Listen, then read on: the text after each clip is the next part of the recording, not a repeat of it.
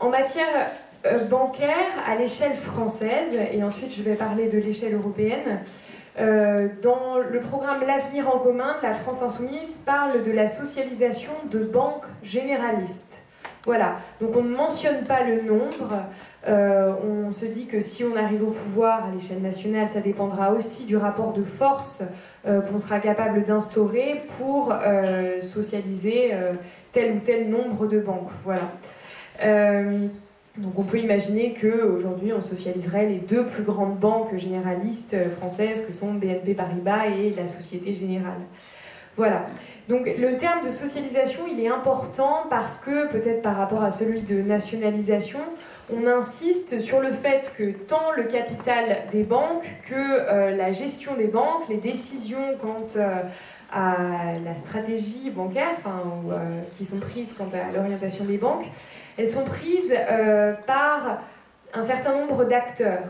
Nous, on préconise que certes, l'État puisse détenir des actions et influer sur le fonctionnement de ces banques, mais que les salariés des banques soient également représentés, par exemple au conseil d'administration.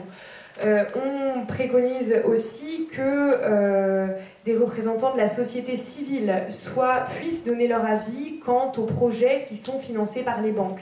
Et d'ailleurs, ces banques socialisées, on veut qu'elles soient implantées sur le territoire, qu'il y ait un maillage territorial qui soit assuré par le service public bancaire qu'on veut instaurer. Ça va de pair, évidemment, avec la relocalisation de l'activité économique qu'on veut mettre en place à l'échelle française et à l'échelle européenne. Parce qu'on se dit que des acteurs d'un territoire sont les mieux à même de déterminer l'importance, les projets qui doivent être financés par une banque publique, ce vers quoi les crédits doivent être orientés. Voilà, donc on préconise de mettre en place un pôle public bancaire qui serait constitué de nos grandes banques généralistes nationalisées, ainsi que de la Banque publique d'investissement, qui aujourd'hui est, comme je l'ai dit tout à l'heure, une banque a priori publique en France, mais qui fonctionne peu ou prou comme une banque privée, et également la Caisse des dépôts en France, voilà. Et donc ce serait un pôle public qui serait tout entier au service de la transition écologique, par exemple de l'économie. On veut, nous, évidemment, investir dans le rail, alors qu'Emmanuel Macron est en train de tuer la SNCF. On pense que le rail, par exemple, est essentiel pour réorienter notre modèle de production, et on préconise, par exemple, un grand plan de ferroutage. Donc voilà, j'ai parlé d'une socialisation d'une partie du secteur bancaire. Nous, on n'avance que jusque-là, entre guillemets, dans le programme de 2017. Et du coup, ça ferait coexister ce secteur bancaire socialisé avec un secteur bancaire privé et un secteur bancaire mutualiste. Donc, au sujet du secteur bancaire mutualiste, aujourd'hui, les banques comme la Caisse d'épargne ou le groupe BPCE, qui sont a priori mutualistes, ont fait le diagnostic qu'ils fonctionnent strictement comme les autres, comme des banques privées, comme les autres banques qui ne se disent pas mutualistes. Donc nous, l'idée, ce serait de faire en sorte de leur redonner, de les remettre debout dans les valeurs qui doivent les fonder en tant que banque mutualiste. Et on préconise à ce sujet, par exemple, de donner un droit de veto aux représentants des salariés, ainsi qu'un droit d'information des représentants des salariés quant aux décisions de l'entreprise et aux décisions qui sont prises. Donc voilà, on aurait un pôle public bancaire et un système mutualiste qui serait à nouveau vraiment mutualiste. Bon, à côté, on a toujours une part de secteur bancaire qui resterait privé. Mais ce secteur bancaire privé, à partir du moment où on assume l'idée que les banques, de manière générale, répondent à l'intérêt général et doivent répondre à une logique de service public bancaire, et bien ce secteur bancaire privé, on ne va pas le laisser fonctionner comme il le souhaite. Donc évidemment, on en a parlé, il s'agit d'appliquer la loi de séparation des banques d'affaires et de dépôt, cette règle, voilà. Et on veut aussi que un des effets pervers d'avoir un secteur public bancaire et un secteur public et un secteur mutualiste, ce serait que toutes les clientèles peu rentables, donc les populations précaires, soient orientées vers le pôle public bancaire.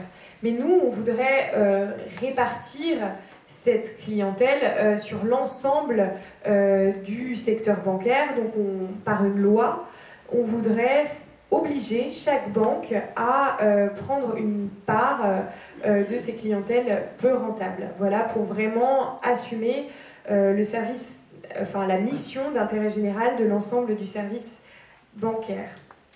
Voilà. On veut également renforcer la supervision des banques à l'échelle française. Donc aujourd'hui, cette supervision des banques, elle est assurée en France par l'autorité de contrôle prudentiel et de résolution, qui est une autorité administrative indépendante qui est adossée à la Banque de France. Et aujourd'hui, c'est une autorité qui, par exemple, quand on demande aux grands dirigeants de la CPR quel est leur rôle, ils vont nous répondre « Attention, nous ne sommes pas les gendarmes de la finance et des banques, nous en sommes les médecins ». Donc ça décrit bel et bien l'optique dans laquelle ils se placent.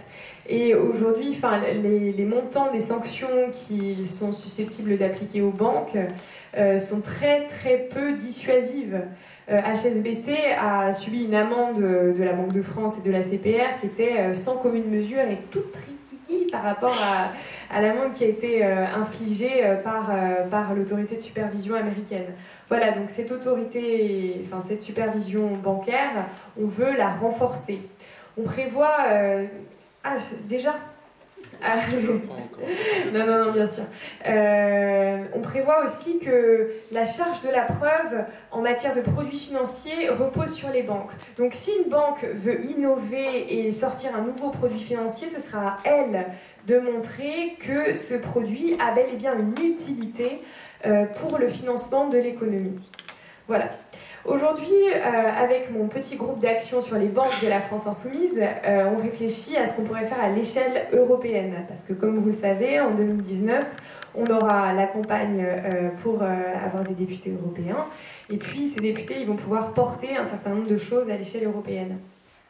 Donc à l'échelle européenne, on voudrait proposer une directive qui réoriente le crédit et qui oblige les banques à accorder un certain nombre une part importante du crédit qu'elles octroient au financement des petites et moyennes entreprises.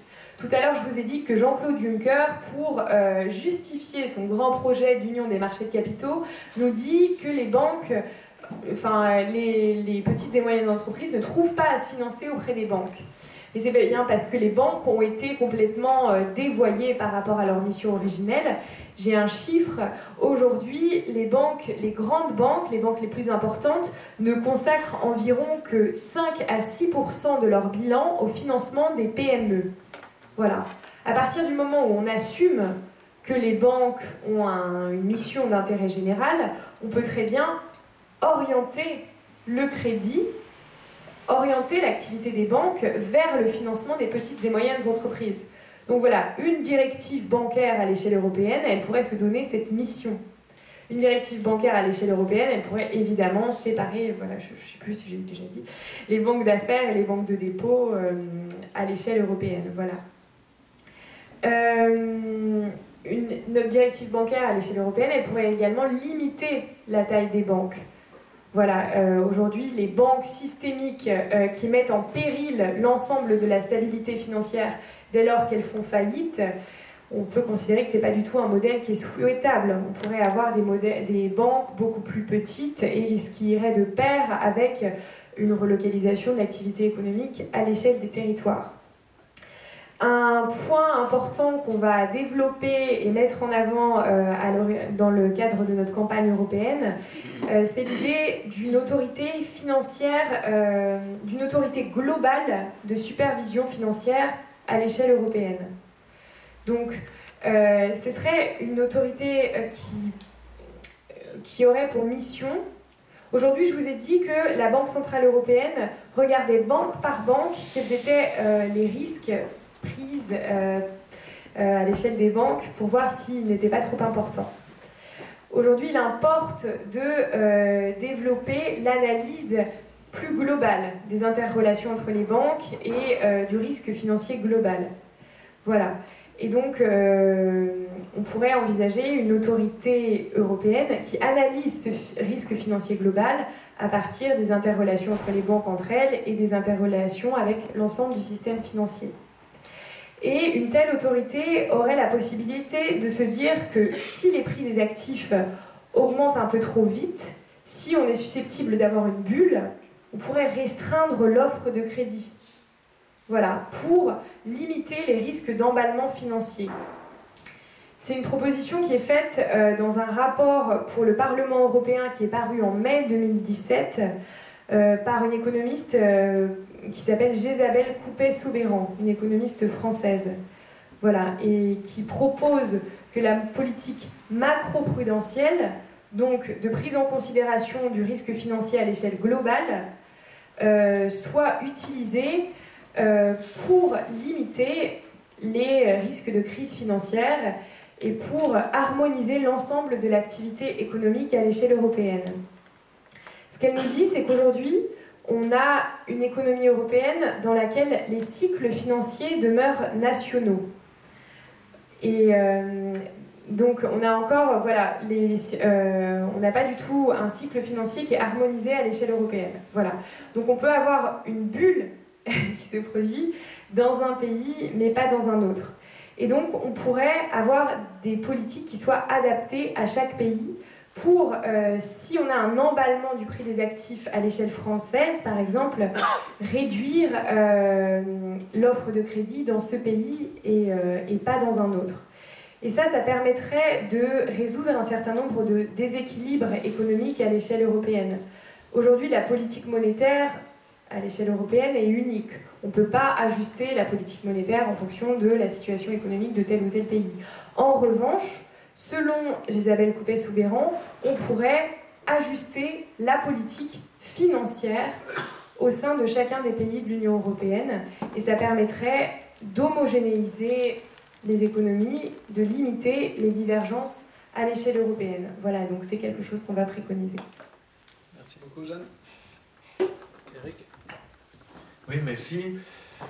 Du côté du CADTM, on est pour la socialisation pure et simple du secteur de la banque et des assurances. Bien sûr, s'il y a des étapes qui y mènent et que cette étape implique la construction d'abord d'un pôle bancaire public qui va en s'étendant, on peut être amené à soutenir une telle étape si le rapport de force ne permet pas d'aller plus loin directement. Mais nous sommes pour argumenter et convaincre un maximum de citoyens et de citoyennes qu'il faut en fait considérer que les activités bancaires et celles des assurances doivent être de la compétence d'un service public. Et nous parlons de socialisation de ce point de vue-là. Nous ne parlons pas de nationalisation des banques. Nous ne sommes pas pour que se passe ce qui vient de se passer avec la branche bancaire de Dexia qui s'appelle Belfius et qui est à 100% publique, mais qui fait exactement ce que faisait la branche bancaire de Dexia avant qu'elle ne soit sauvée et qu'elle ne s'appelle Belfius. Et j'ai décrit notamment ce qu'elle proposait comme produit. Donc il ne s'agit pas pour nous de changer le statut juridique des banques et de passer de banques privées et dépendant d'actionnaires privés à des banques dépendant de l'État. Nous sommes pour que les activités bancaires et d'assurance soient de la compétence d'un service public. C'est différent. Ça veut dire que il s'agit, si vous imaginez le paysage bancaire aujourd'hui, il ne s'agit pas d'imaginer que les enseignes actuelles changent simplement de nom et apparaissent comme entreprises publiques.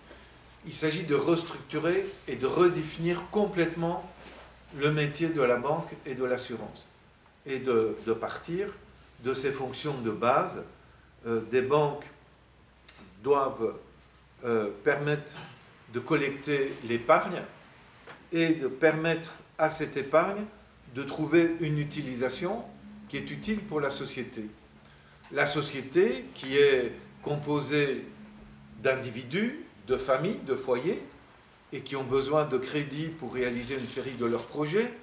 La société qui est constituée d'entités publiques, des municipalités, des communes, des villes, des provinces, un État fédéral, des régions, qui est composée aussi d'entreprises privées, donc des petites et moyennes entreprises, des travailleurs indépendants, et par ailleurs de grandes entreprises.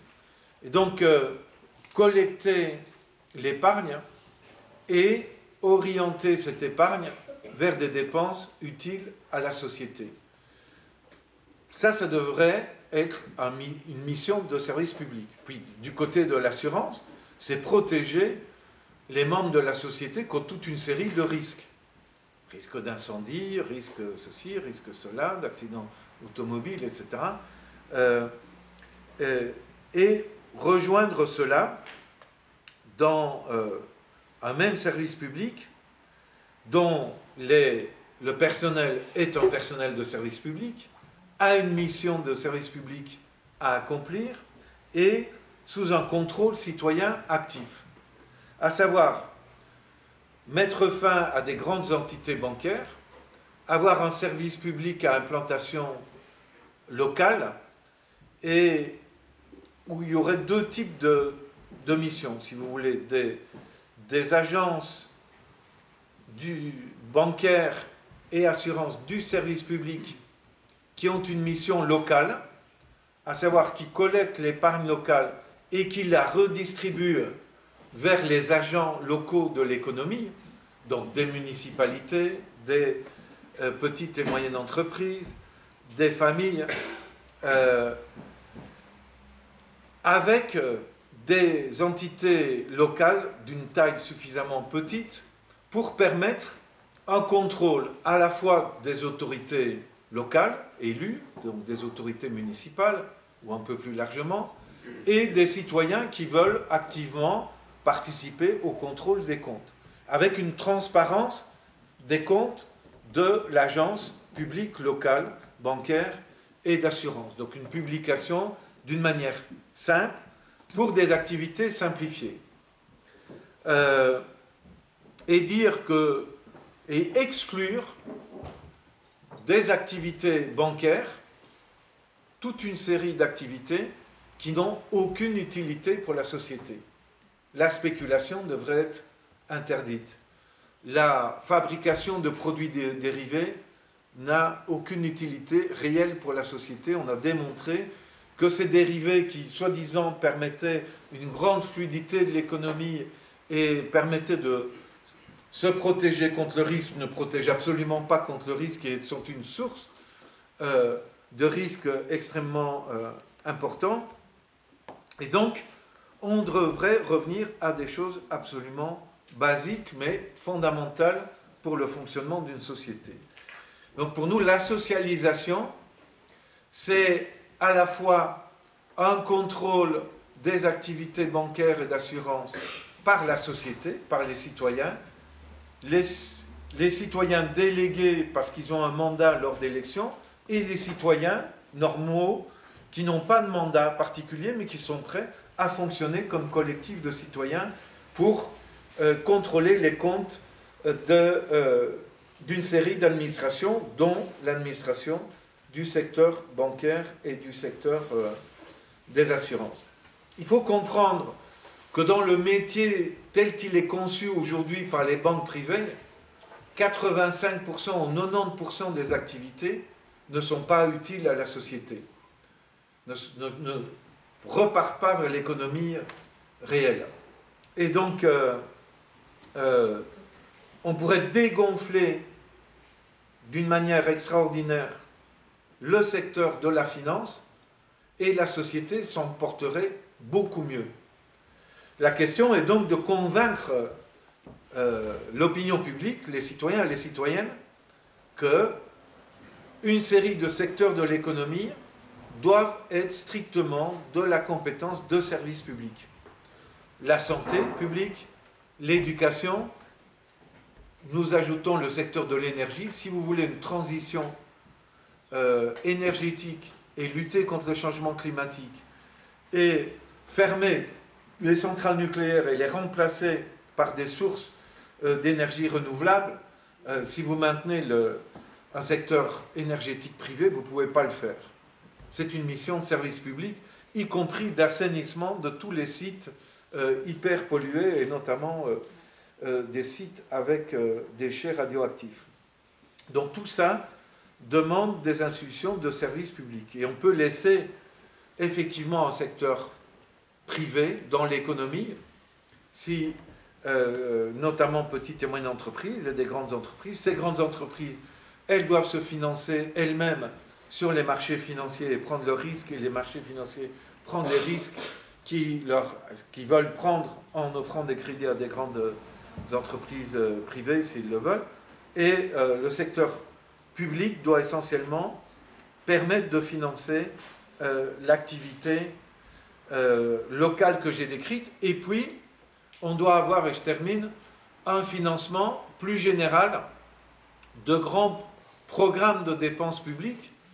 Et là, il doit y avoir une dotation de l'État et aussi des produits d'épargne proposés à la population. Bon, en France, il y a le livret A, on n'a pas l'équivalent en Belgique. On pourrait avoir des émissions de dette publique avec des bons. Vous savez qu'en 2011, un ministre, je ne sais plus si c'était le terme, je pense que c'était le terme, a émis des titres publics en novembre 2011 à du 3 à 5%, avec un succès public très important, et puis on y a mis fin, on est revenu à des émissions qui essentiellement sont des holos et qui sont acquises par les grandes sociétés bancaires.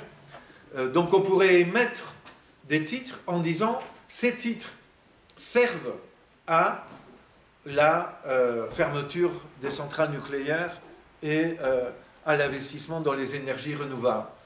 Ces titres servent, telle série de titres qu'on émet, servent à redéployer le secteur ferroviaire et à terminer le RER à Bruxelles 5 ans plus tôt et à en faire un RER à Liège et à développer le transport public et réorienter complètement la politique des transports. Il pourrait donc y avoir des émissions de titres pour des objectifs globaux, et là, avec une politique discriminatoire, je dirais l'État pourrait garantir à la majorité du public une rémunération positive garantie, par exemple 3% de rémunération de l'épargne si c'est destiné à des objectifs socialement utiles. Et par ailleurs, l'État pourrait dire qu'une série de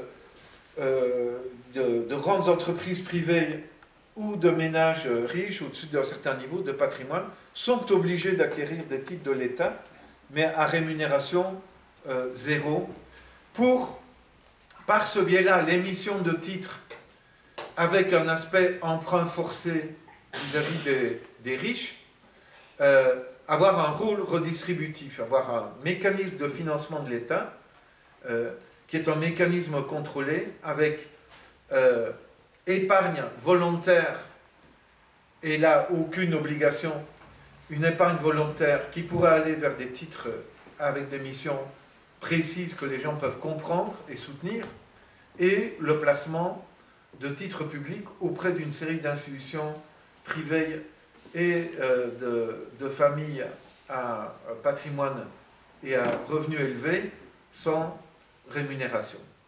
Donc voilà une proposition complète.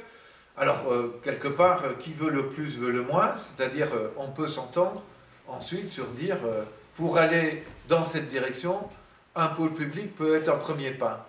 Mais en même temps, attention, j'ai bien entendu Jeanne qui dit on obligera le secteur privé à accepter une clientèle qui n'est pas nécessairement rentable.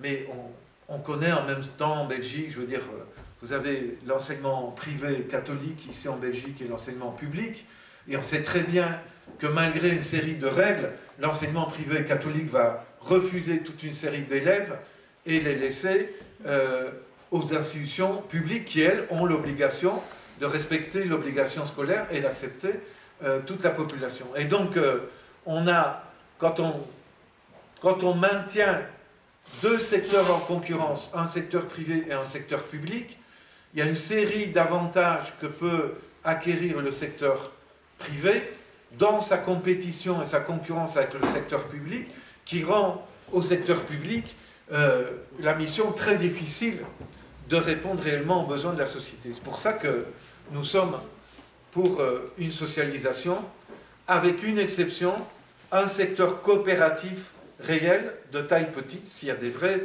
coopératives crédales, autres de crédit, où les coopérateurs jouent réellement leur rôle actif pour contrôler les codes de la coopérative, bien sûr, ce secteur-là peut se développer en restant de taille lui-même qui permet aux coopérateurs de contrôler l'activité. Je dis ça parce qu'il faut savoir, par exemple, qu'en France, la troisième banque, le Crédit Agricole, est une banque coopérative.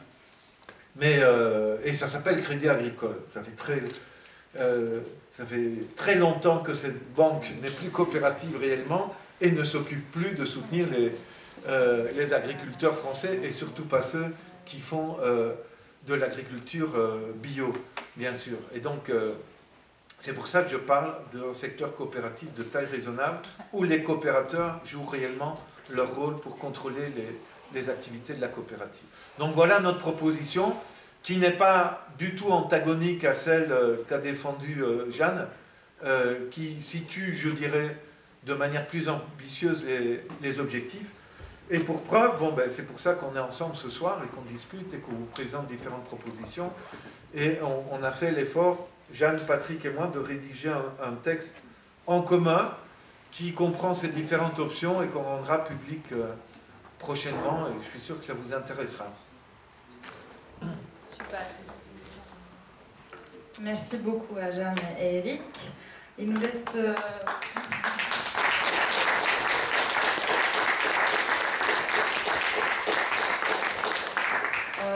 je dirais 3 quarts d'heure, une petite heure, un peu moins, pour les questions.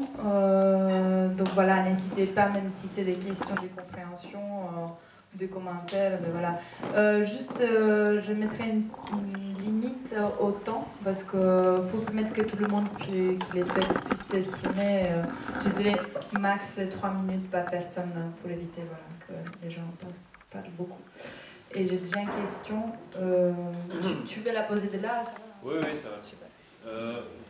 J'ai une question par rapport à l'initiative Monnaie Pleine qui va être votée en Suisse, qui rejoint un peu la proposition que tu as citée, Eric, par rapport à l'augmentation des capitaux propres, en mon sens.